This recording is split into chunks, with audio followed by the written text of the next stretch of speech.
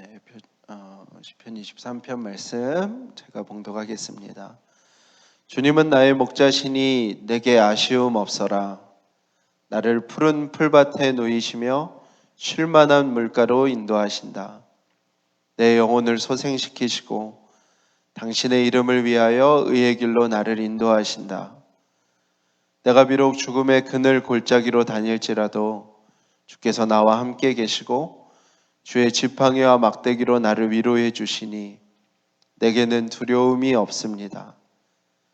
주께서는 내 원수들이 보는 앞에서 내게 상을 차려주시고 내 머리에 기름을 부으시어 나를 귀한 손님으로 맞아주시니 내 잔이 넘칩니다. 진실로 주님의 선하심과 인자하심이 내가 사는 날 동안 나를 따르리니 나는 주의 집에서 영원토록 살겠습니다. 아멘. 오늘까지 코로나19 시대라는 말씀으로 말씀 나누는 것을 하겠습니다. 7번의 말씀을 그 주제로 나누었는데요. 이 갑작스런 고통과 아픔의 때에 우리는 무엇을 점검해야 되는지를 돌아봤습니다. 다음 주부터는 모든 게 정상으로 돌아오기를 또 바라는 마음으로 이전에 계획했던 삼위일체 하나님에 대해서 말씀 나누겠습니다. 이번 주에 책을 읽는데 저에게 되게 충격적으로 다가온 한 문장이 있었습니다. 모든 사람은 자신은 이성적이라고 생각하고 상대방은 감정적이라고 생각한다. 모든 문제는 여기에서 출발한다. 다시 한번 읽어드릴까요? 모든 사람은 자신은 이성적이라고 생각하고 상대방은 감정적이라고 생각한다. 모든 문제는 여기에서 출발한다. 저는 이 한 문장이 정말 뭔가 머리를 뒤흔드는 듯한 느낌이었습니다. 가장 감정적인 사람은 나 자신이고 다른 사람들이 이성적이라고 생각하면 그리고 나서 뭔가를 판단하면 우리의 많은 실수를 줄일 수 있다는 것입니다. 그런데 문제는 우리는 우리 스스로에 대해서 그렇게 생각하지 못한다는 것입니다. 어떤 선택이나 갈등 상황 속에서 우리는 끊임없이 내가 하는 내 생각은 고도의 이성적인 판단이고 다른 사람이 하는 말과 표현과 반응은 감정적인 것이라고 생각하기 때문에 나에 대해서는 이성적인 합리성을, 남에 대해서는 감정적인 비합리성을 발견해서 판단하고 결정하는 것이 인간의 모습이라는 것입니다. 사랑하는 여러분, 우리가 이 사실 하나만 늘 기억하고 살아도 참 많은 실수를 줄일 수 있다고 생각이 듭니다. 우리가 얼마나 감정적인지 모릅니다. 인간을 움직이는 아주 절대적인 힘은 마음이고 감정입니다. 많은 뇌과학자들이 인간의 마음이 어떻게 이루어지는지를 발견하려고 하지만 아직도 발견하지 못하는 그 마음이 바로 인간의 본질이라고도 할 수 있습니다. 우리는 그 마음을 통하여서 이성적인 판단을 먼저 하는 존재들이 아니라 감정적인 실행을 언제나 먼저 하는 존재라는 것이죠. 세상을 잘 보면 우리가 충분히 이해가 됩니다. 이 세상을 움직이는 거대한 힘은 광고이죠. 화면이고요. 문구입니다. 이 세상은 우리의 감정을 움직이려고 하지 우리를 이성적으로 설득하지 않습니다. 그거 자체가 이미 우리라는 존재가 인간이라는 내가 철저하게 감정적이고 마음의 지배 아래 놓여 있다는 사실을 말하지요. 여전히 이 세상에서 돌아가는 시장 중에 가장 큰 시장은 우리의 감정을 다루는 문화의 영역이고 인간에게 가장 오랜 기간 동안 영향을 주고 있는 시장도 역시 문화의 영역입니다. 모든 것이 인간의 감정을 건드리는 것이 이 땅에서 가장 큰 시장이며 가장 오래된 시장임을 또한 알 수 있죠. 호랑이 굴에 잡혀가도 정신만 차리면 산다라는 말이 있습니다. 어떤 일이 앞에 펼쳐져도 이성을 가지고 판단하면 된다는 말이지요. 그 말이 속담인 이유는 애초에 그것이 우리에게 불가능하지 않다는 것을 말하는 또 반증이기도 하지요. 아마 우리는 호랑이 굴에 잡혀가면 충분하게 감정적으로 반응하여서 그 두려움과 무서움 속에 이상한 행동을 해서 잡아먹힐 시간을 앞당기는 존재가 우리라는 것을 알려주는 말이기도 합니다.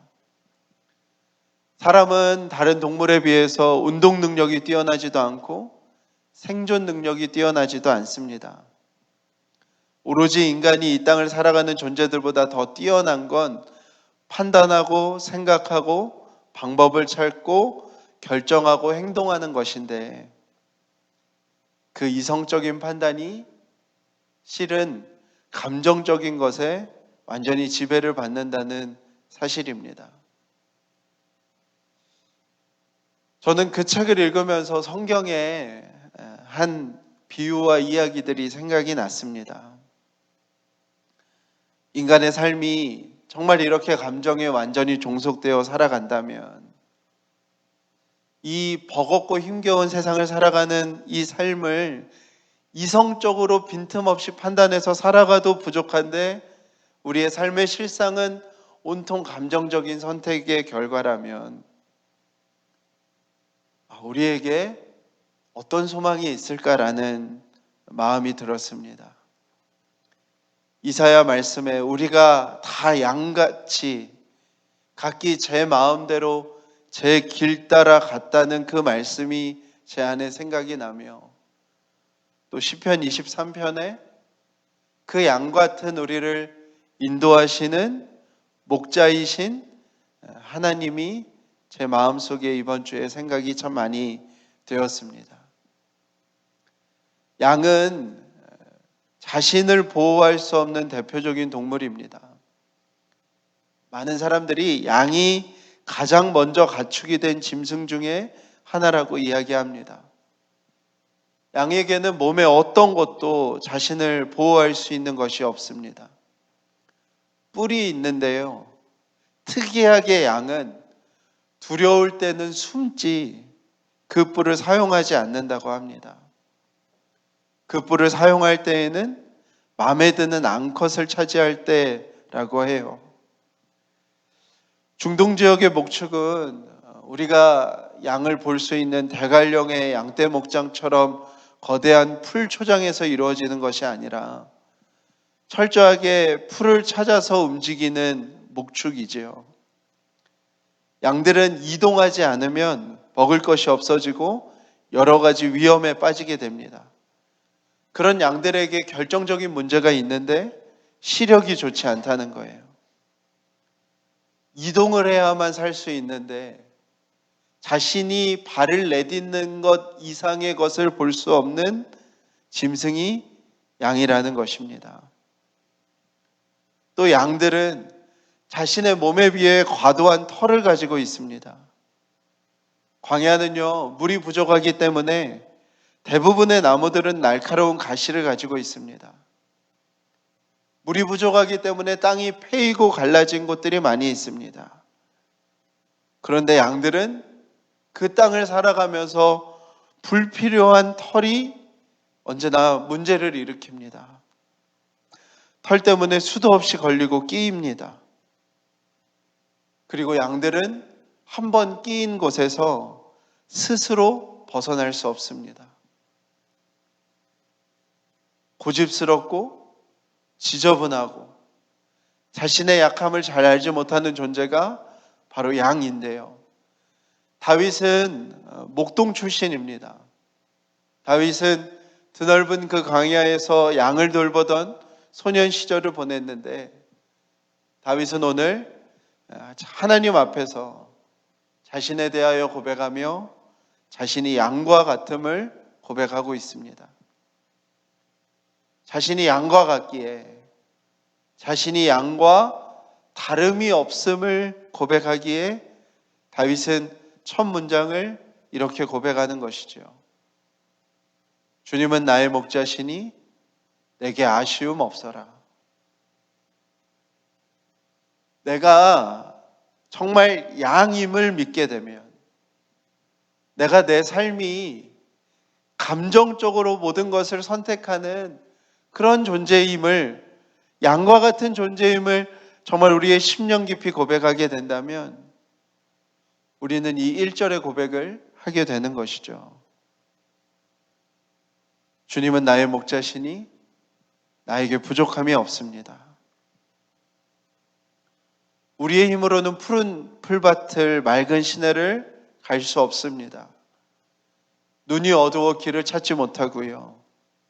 털이 많아서 반드시 뭔가에 걸려 그곳에서 죽음을 기다리게 됩니다. 아무것도 나를 지킬 수 있는 요소를 가지고 있지 못합니다. 오직 두려울 때는 숨기만 합니다. 그런 양에게는 쉼이라는 게 있을 수 없습니다.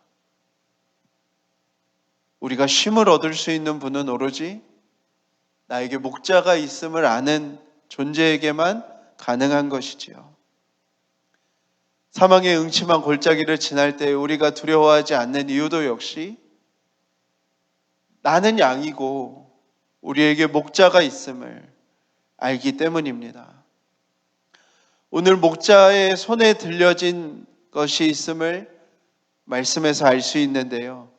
지팡이와 막대기입니다. 어쩌보면 양에게 손에 들려져 있는 그 목자의 지팡이와 막대기는 때로는 불필요해 보이는 것일 수도 있겠습니다. 언젠가는 저걸로 우리를 아프게 할 것 같고, 언젠가는 저걸로 우리를 매우 쓰라린 도구로 사용할 것 같은 모습과 크기의 지팡이와 막대기가 목자의 손에는 언제나 들려져 있습니다. 그런데 자신을 양이라고 고백한 다윗은요, 오늘 놀라운 고백을 하는 거예요. 그 목자의 지팡이와 막대기가 우리를 위로한다고 고백을 합니다. 양이 그 지팡이와 막대기의 그 딱딱함과 차가움을 몸에 닿을 때 다윗은 그것이 위로라고 고백을 하는 거예요. 우리가 그림에서도 보듯이 지팡이는 정말 목자의 상징과 같은 것이죠. 목자임을 알려주는 도구이자 그 앞에 동그란 모양으로 되어 있는 지팡이들은 양들의 목을 낚아챌 수 있는 도구입니다. 깊은 계곡이나 낭떠러지에 빠진 양들의 목을 걸어서 목을 끌어올리는 도구가 바로 지팡이인 것이죠. 양의 입장에서 자신의 목에 지팡이가 걸릴 때는 아픔이고 힘듦이고 쓰라림일 것입니다. 그러나 그 지팡이는 위로인 것이죠. 우리를 살리는 도구인 것입니다. 막대기는 끝이 날카로운 창과 같은 역할을 합니다. 길에 있는 뱀과 수많은 들짐승을 보호해주는 도구입니다. 또한 계곡이나 낭떠러지에 몸이 떨어졌을 때 그 지팡이로만 할 수 없을 때 그 막대기를 양들의 배 아래로 집어넣어서 양들을 꺼내는 도구가 되기도 합니다. 가시덤불이나 가시나무에 양이 걸려 있을 때는요, 그 나무와 덤불을 치우는 도구가 되기도 합니다.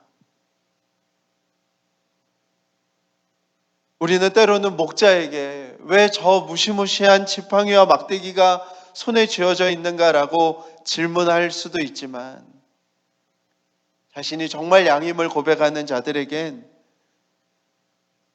우리에게 찾아오시는 그 선한 목자가 진짜 선한 목자가 되시는 그 이유는 그 목자의 손에 지팡이와 막대기가 가지고 있기 때문인 것이죠. 양은 지팡이와 막대기가 나를 위한 것임을 아는 존재인 것입니다. 나의 몸에 그 목자의 지팡이와 막대기가 닿을 때는 나는 알 수 없지만, 나는 다 알지 못하지만 엄청나게 위험한 때임을 알려주는 하나님의 위로인 것이죠.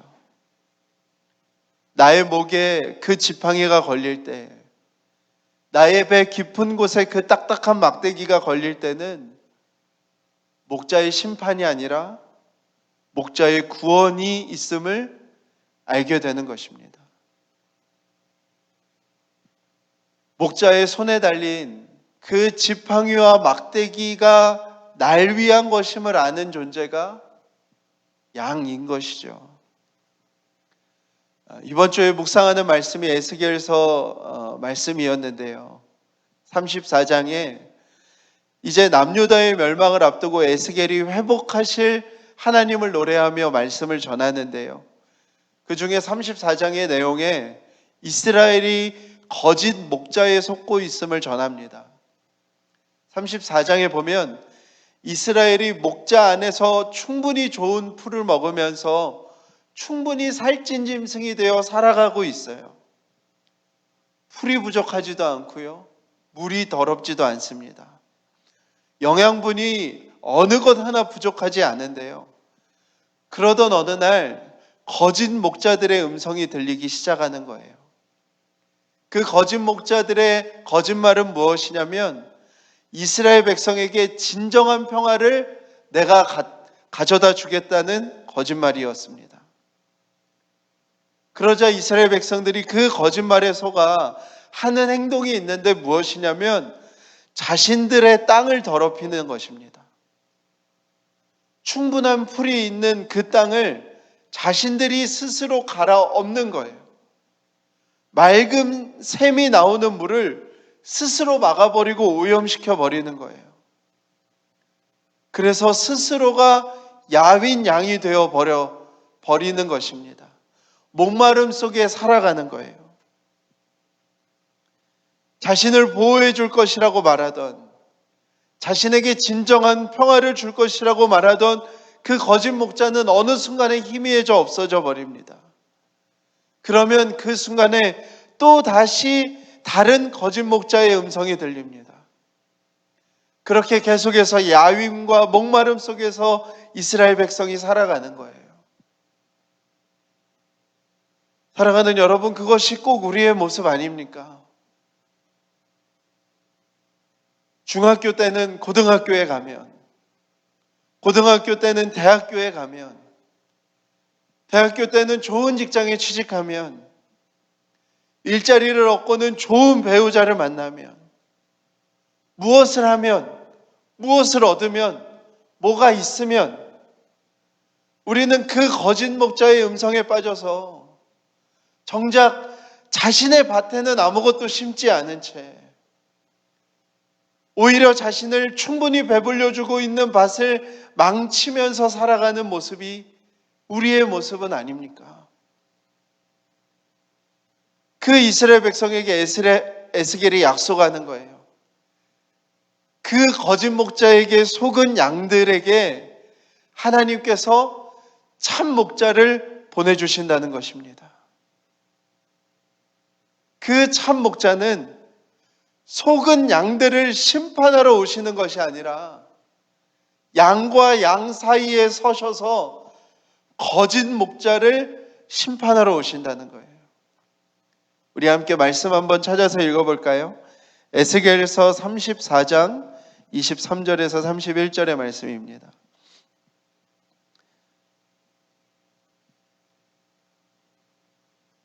에스겔서 34장 23절에서 31절인데요. 여러분들 각자의 성경을 펼쳐보시고 저는 표준세번역으로 읽어드리겠습니다. 내가 그들 위에 목자를 세워 그들을 먹이도록 하겠다. 그는 목자는 내 종 다윗이다. 그가 친히 그들을 먹이고 그들의 목자가 될 것이다. 그때에는 나 주가 그들의 하나님이 되고 내 종 다윗은 그들의 왕이 될 것이다. 나 주가 말하였다. 내가 그들과 평화의 언약을 세우고 그 땅에서 해로운 짐승들을 없애버리겠다. 그래야 그들이 광야에서도 평안히 살고 숲속에서도 안심하고 잠들 수 있을 것이다. 내가 그들과 내 산 사방에 복을 내려주겠다. 내가 때를 따라 비를 내릴 것이니 복된 소나기가 내릴 것이다. 들의 나무가 열매를 맺고 땅은 그 소산을 내어줄 것이다. 그들이 자기들의 땅에서 평안히 살 것이다. 그들이 맨 멍에의 나무를 내가 부러뜨리고 그들은 노예로 삼은 사람들의 손에서 그들을 구하여 주면 그때에야 비로소 그들이 내가 주인인 줄 알게 될 것이다. 그들이 다시는 다른 나라에게 약탈을 당하지 않으며 그 땅의 짐승들에게 잡아먹히지도 않을 것이다. 그들이 평안히 살고 놀랄 일이 전혀 없을 것이다.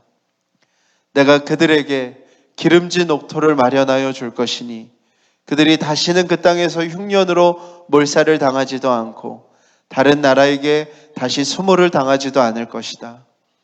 그때에야 비로소 그들이 나 주 그들의 하나님이 그들과 함께 있다는 것과 그들이 내 백성 이스라엘 족속이라는 것을 알게 될 것이다. 나 주 하나님의 말이다. 너희는 내 양떼요 내 목장의 양떼다. 너희는 사람이요 나는 너희의 하나님이다. 나 주 하나님의 말이다. 여기서의 목자가 바로 요한복음에서 자신을 선한 목자라고 밝히신 예수 그리스도이십니다. 예수 그리스도께서는 손에 지팡이와 막대기를 들고 거짓 목자에게 속고 있는 우리를 건져내 주신 것입니다. 평안히 살며 약탈에서 보호하며 놀라지 않게 하며 수모를 당하지 않으며 하나님께서 우리와 함께 하심을 그날에 우리에게 알려주신다고 말씀하십니다. 거짓 목자 속에 살던 우리에게 예수 그리스도께서 오셨습니다. 우리를 심판하러 오신 것이 아니라 우리의 목에 지팡이를 걸고 우리의 배에 막대기를 걸어 끄집어내며 말씀하시는 것입니다. 이는 내 양이다. 이는 내 목장의 양떼다 말씀하시는 것입니다. 우리의 손을 잡으시고 내 양이라 말씀하시며 하나님 나라의 목장으로 우리를 이끄신 것입니다. 이 막대기와 지팡이가 나를 위한 것이구나. 목자의 손에 들린 것이라면 어떤 것이라도 어떻게 보이는 것이라도 아무리 위험해 보이는 것이라도 결국 나를 위한 것이구나 하는 것이 바로 양의 고백인 것이죠. 때로는 우리가 미련하여 우리가 목자의 손에 들린 지팡이와 막대기를 두려워할 때가 있습니다. 사랑하는 여러분, 목자의 손에 들린 지팡이와 막대기는 위로일 뿐이지 양은 오직 한 가지만을 두려워하는 것입니다. 내가 혹시 목자의 지팡이와 막대기가 닿지 않는 곳에 있을까를 두려워하는 것이지 양이 목자의 손에 들린 지팡이와 막대기를 두려워하지는 않는 것이지요. 주의 지팡이와 막대기가 내 목과 내 배에 오지 않을 때 그때가 두려운 것이지 그 지팡이와 막대기가 너무 멀리 떨어져 있어서 오지 않을 때가 두려운 것이지 목자의 지팡이와 막대기가 있다면 우리는 두려워할 이유가 없습니다. 우리를 이끄시는 그분은 우리를 원수 앞에서도 푸짐한 상을 받게 하시고 우리를 극진한 손님으로 대하여 머리에 기름을 발라주시는 분이시기 때문인 것이죠. 우리가 두려움에 휩싸일 때, 불안함이 가득할 때, 마음이 한없이 낙심되어 가라앉을 때 우리가 그때 물어야 하는 건 그 주의 지팡이와 막대기가 내 곁에 있는지를 묻는 것입니다. 우리는 때로 목자의 손에 들린 지팡이와 막대기를 오해하죠. 뭔가 그것으로 우리가 이렇게 되었고 내가 아프게 되었다고 생각을 합니다. 그것은 목자의 양이 아닌 것이죠. 목자의 양은 목자의 손에 들린 지팡이와 막대기가 오롯이 나를 위한 것임을 고백하는 것입니다. 우리는 지금 모두가 인생에서 처음 겪는 시기를 보내고 있습니다.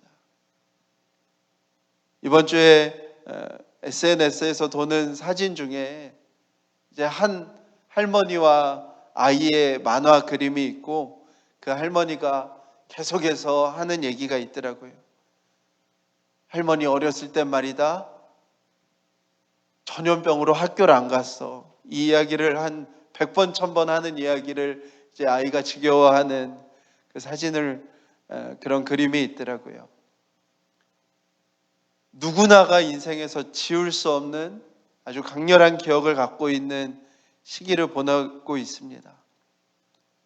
누구도 경험해 보지 않은 시간이고요. 큰 어려움의 시기입니다. 이때 우리가 느끼는 가장 큰 좌절과 전망은 우리가 준비하고 계획했던 모든 것들이 망가졌다는 사실을 받아들여야 하는 것이죠. 저도 교회도 올해와 이번 봄 시즌을 매우 중요한 시기라고 생각을 했습니다. 우리 본 교우들과 이제 파송 선교사님들이 정말 이제 서로 더 뜨겁게 연합하여 친밀함을 느끼고 또 교회가 계획했던 성경 공부들과 제자훈련들의 기초들이 쌓여져서 모든 면에서 좀 교회가 올해가 지나면서 안정적으로 세워지는 것을 기대했습니다. 그런데 이렇게 3개월이 한 분기가 사라지는 시간을 우리가 맞이하게 됩니다. 저의 계획 혹은 우리의 계획은 보기 좋게 사라지고 이제 완전히 새로운 고민을 또 시작해야 되는 시점에 와 있는 것이죠. 그러나 오늘 말씀을 준비하면서 저에게 이런 고백이 되었어요. 이 시간에 그 안정이라는 거짓 목자는 사라지고 선하신 참 목자이신 예수 그리스도의 시간임을 저는 고백을 합니다. 우리의 계획이 낭떠러지에 떨어져 있고 우리의 기대가 가시덤불에 걸려 있다 하여도 우리에게는 여전히 선한 목자이신 예수님이 그 손에 지팡이와 막대기를 든 채 우리 가까이에 그 지팡이가 닿는 곳에 우리를 돌보고 계시기 때문이지요. 여러분 각자의 삶에서도 코로나19로 인해서 예기치 않은 일들, 사고처럼 겪게 된 일들, 완전히 다른 차원의 일이 시작된 분들이 계실 것입니다. 우리는 이러할 때에 우리라는 존재, 나라는 존재가 세우는 계획, 시간표, 준비가 얼마나 허망한 것인지를 알아야 하는 것이죠. 모든 걸 감정적으로 판단하는 감정에 매인 우리, 양처럼 눈앞에 하나를 볼 수 없는 우리, 양처럼 우리 스스로를 전혀 돌볼 수 없는 저와 여러분, 양처럼 뭔가 겉에 입고는 있지만 겉에 입고 있는 그것이 이 세상을 살아가기 위해 오히려 걸리적거리는 그런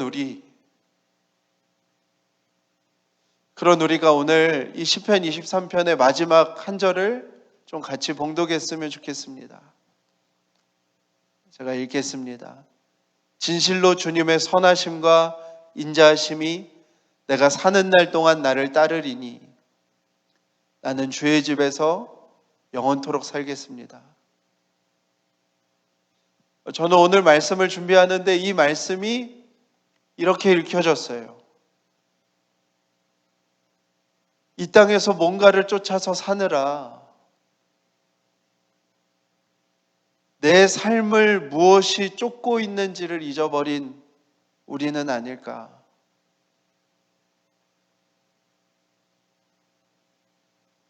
이 땅의 거짓 목자들을 쫓아서 사느라 나를 쫓아오시는 분이 누구인지를 잃어버린 것은 아닐까?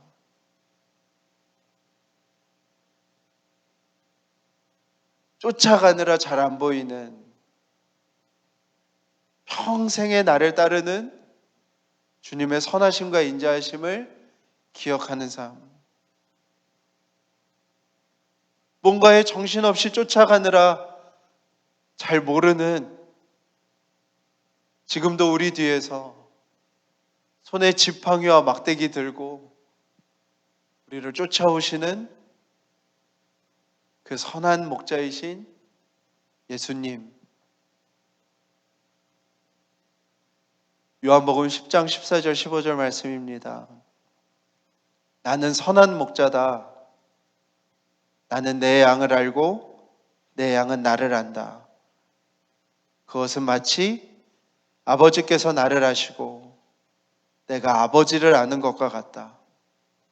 나는 양들을 위하여 내 목숨을 버린다. 사랑하는 여러분,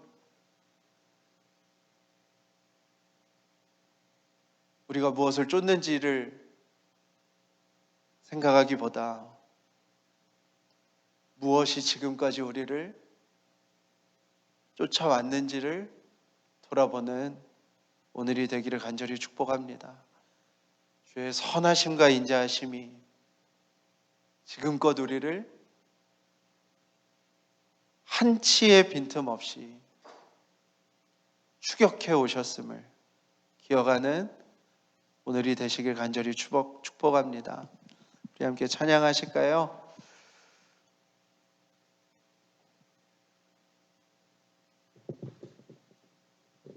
우리 예수 사랑합니다.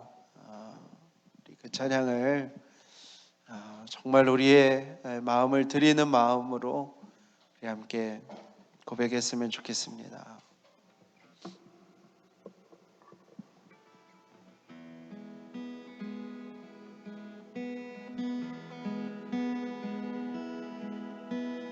예수 사랑합니다. 사랑합니다. 온 마음 다하여 오직 주님 한 분만, 오직 주님 한 분만 간절히 더 원합니다. 간절히 더 원합니다. 예수 사랑합니다.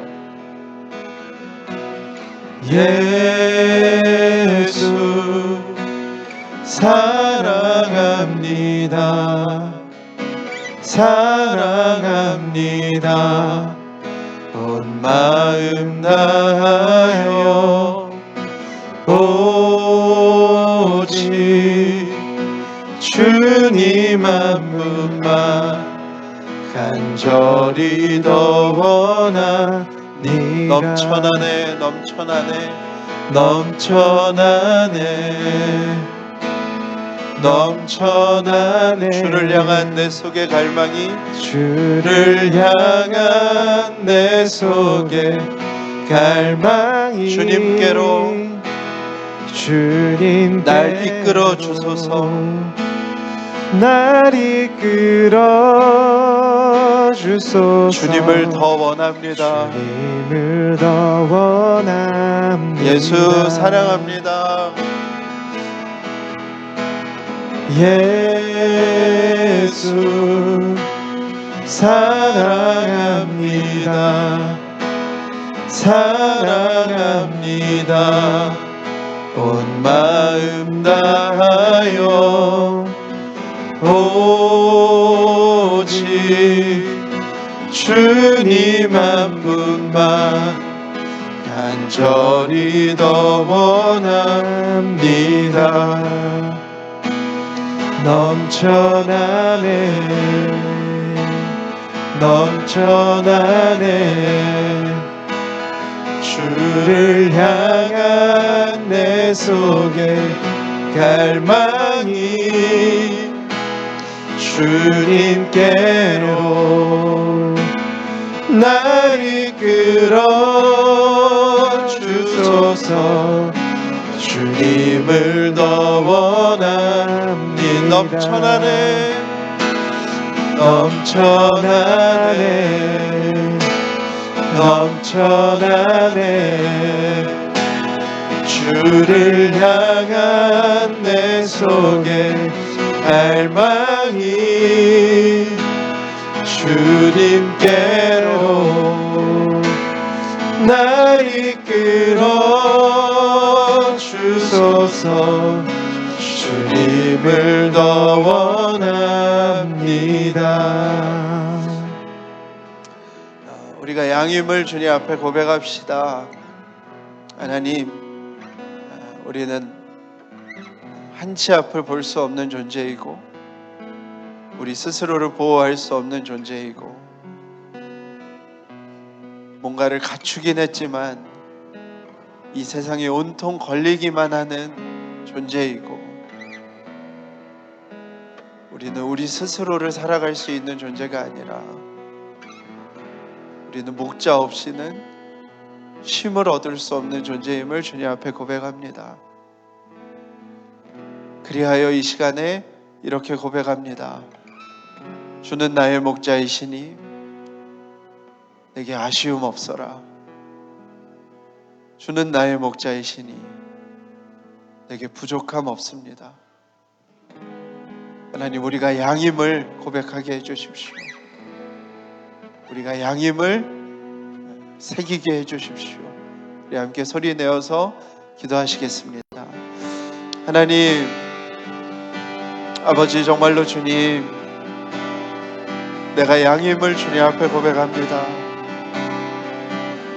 하나님, 내가 아버지 볼 수 없고 하나님 작은 하나님 틈에 빠져서도 헤어나올 수 없고 작은 가시덤불에 빠져서도 스스로 나올 수 없는 아버지 양임을 고백합니다.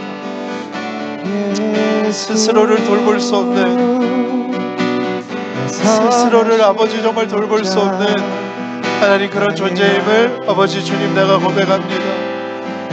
하나님 아버지, 그러기에 이 시간에 우리가 이렇게 고백합니다.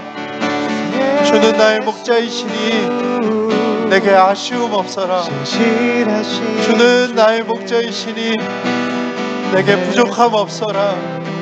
하나님 아버지, 정말 그렇게 고백할 수 있는 하나님 우리가 되게 해주십시오. 양임을 기억하게 해주십시오. 양임을 기억하게 해주십시오. 하나님, 우리 앞에 있는 어떤 직책과 어떤 우리를 표현하는 하나님 그 어떤 것보다 하나님 양이 우리에 대한 고백이 우리에게 분명하게 있게 해주십시오. 우리에게 분명하게 있게 해주십시오. 오 하나님 아버지, 간절히 원하오니, 오 하나님 아버지, 간절히 원하오니 그 은혜를 우리 가운데 허락하여 주시옵소서. 우리 한 번 더 우리가 소리내어서 기도하겠습니다. 사랑하는 여러분, 무언가를 급히 쫓느라 우리를 쫓아온 것을 기억하지 못하고 있진 않습니까? 무언가에 급히 쫓으며 사느라 우리를 평생 동안 쫓아온 그 중요한 것을 보지 못하고 있진 않습니까? 오늘 6절의 고백처럼 주의 인자하심과 진실하심이 평생 우리를 쫓았습니다. 우리가 늘 거짓 목자에 속아 무언가를 쫓을 때에도 우리 선한 목자이신 예수 그리스도께서 손에 지팡이와 막대기를 들고 우리를 쫓아오셨습니다. 우리 시간에 자신이 어느 계곡이나 낭떠러지나 가시덤불에 있는 듯한 마음이 드시는 분들이 계십니까? 걱정하지 마십시오.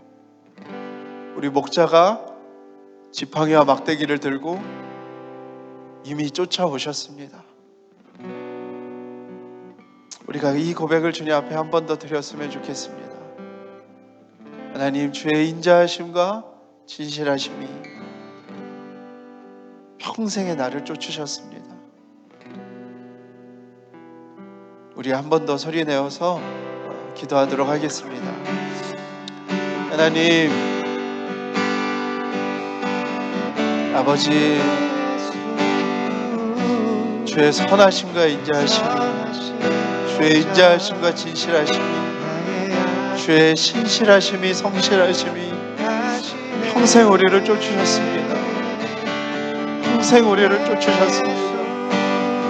하나님, 손에 지팡이와 막대기를 드시고, 손에 지팡이와 막대기를 드시고 우리를 쫓아오셨습니다. 우리를 기가 막힌 수렁에서 건져주시고 사망의 음침한 골짜기에서 인도하여 주셨습니다. 하나님, 지금도 우리가 무언가를 쫓느라 우리를 쫓으신 주님을 잊어버리진 않았는지, 지금도 우리가 무언가를 쫓느라 아버지 바로 곁에 우리를 쫓아오신 그 진실하심과 인자하심을 잃어버리진 않았는지 하나님 돌아보게 해주십시오. 오 하나님, 오 하나님, 오 하나님, 우리 함께 찬양합시다. 예수, 예수, 내 선하신 목자, 나의 앞길 하시네. 예수, 신실하신 주께 내 삶을 드립니다. 예수, 예수, 내 선하신 목자, 나의 앞길 하시네. 예수, 신실하신 주께 내 삶을 드립니다. 예수,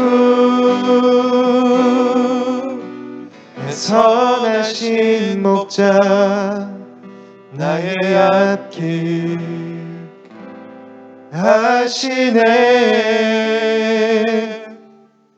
예수, 신실하신 주께 내 삶을 드립니다.